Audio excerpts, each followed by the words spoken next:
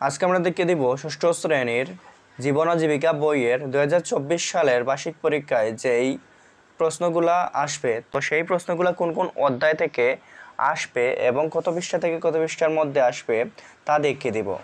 তো চলো দেখে নেওয়া যাক।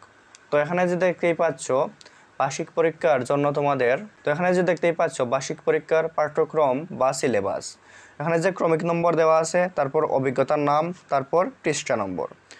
তো এইবার এখানে আগামীর স্বপ্ন। তো তোমাদেরকে আগামীর স্বপ্নর পার্টের 44 থেকে 58 পৃষ্ঠা এর ভিতরে পড়তে হবে। তারপর 2 আর্থিক ভাবনা। তো তোমাদের এখানে যে 59 থেকে 78 পৃষ্ঠা এর ভিতরে পড়তে হবে। তারপর 3 আমার জীবন আমার লক্ষ্য। এখানে যে তোমাদের 69 থেকে 90 পৃষ্ঠা পর্যন্ত পড়তে হবে। তারপর ক্রমিক নম্বর 4 10 মিলে করি কাজ। এখানে যে 97 পৃষ্ঠা থেকে 112 পৃষ্ঠা পর্যন্ত তোমাদেরকে পড়তে হবে। তারপর 5 ক্রমিক নম্বর, এখানে যে অভিজ্ঞতার নাম হচ্ছে স্কিল কোর্স 2। এখানে চারারোপণ ও তার পরিচর্যা।